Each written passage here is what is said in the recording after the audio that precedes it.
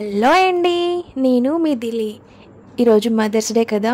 Mothers అందరికీ నా తరపున హ్యాపీ మదర్స్ డే అండి. హ్యాపీ మదర్స్ డే మా. ఈరోజు మా మమ్మీకి ఫుల్గా రెస్ట్ ఇచ్చేసి మా మమ్మీకి ఇష్టమైన వెజ్ పలావ్ చేద్దాం అనుకుంటున్నాను. మీరు కూడా చూసేయండి.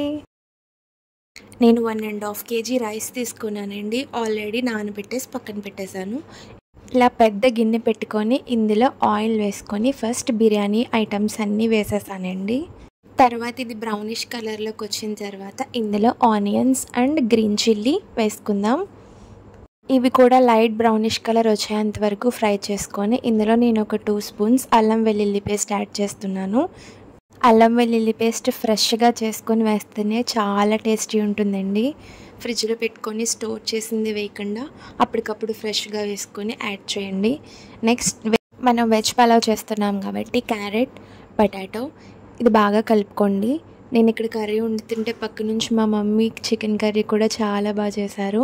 మీకు చికెన్ కర్రీ కూడా చూపిస్తాను. చూసారా ఎంత బాగుందో. మీకు చికెన్ కర్రీ రెసిపీ కావాలంటే కమెంట్ చేయండి, నేను ఆ రెసిపీ కూడా పెడతాను. ఏంటి మీ మమ్మీకి రెస్ట్ ఇచ్చేసానన్నావు, మళ్ళీ ఏంటి చికెన్ కర్రీ చేయించుతున్నావు అని అంటున్నారా? నాకు చికెన్ కర్రీ రాదండి, అందుకే మా మమ్మీ వండుతున్నారు. ఓకే మన బిర్యానీ దగ్గరికి వచ్చేద్దాం. నెక్స్ట్ టమాటోస్ యాడ్ చేశాను. ఇది మగ్గేంత వరకు మూత పెట్టి పక్కన పెట్టండి. నేను రైస్ 1 hour నానబెట్టానండి. పర్ఫెక్ట్గా నానిపోయింది. టమాటోస్ కూడా బాగా మగ్గిపోయిన తర్వాత రైస్ మొత్తం అందులో వేసేసుకోండి. నేను 1.5 kg రైస్ వేసాను కాబట్టి దానికి 3 times మనం వాటర్ వేసుకోవాలి.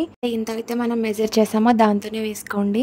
నెక్స్ట్ ఈ వాటర్లో సరిపడినంత సాల్ట్. ఇక్కడ నేను ఉప్పు కల్లు అనేది యూస్ చేస్తున్నాను. ఇలా మనం ఎక్కువ వాటర్ యూస్ చేసినప్పుడు సాల్ట్ కన్నా ఉప్పు కల్లే మనకి బాగా టేస్టీ వస్తుంది. నెక్స్ట్ కారం నేను 1 స్పూన్ వేసాను, మీకు ఇష్టం ఉంటే వేసుకోండి.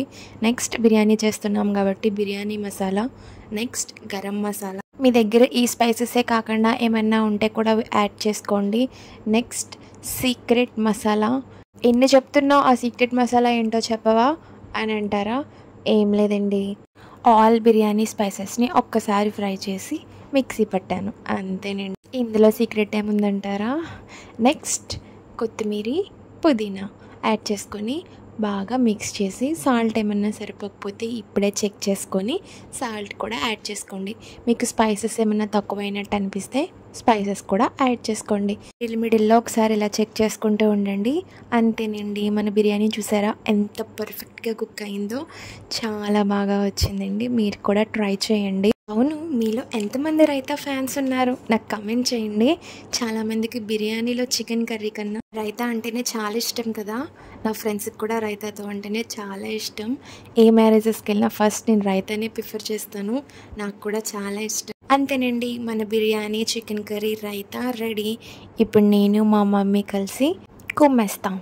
మీరు కూడా మదర్స్ డే కదా, మీ మమ్మీని ఎక్కడికన్నా తీసుకెళ్లారా, ఆర్ లేకపోతే మీరు ఏమైనా వండి పెట్టారా? నాకు కమెంట్ చేయండి. Once again happy mother's day to all mothers. Like, share, subscribe.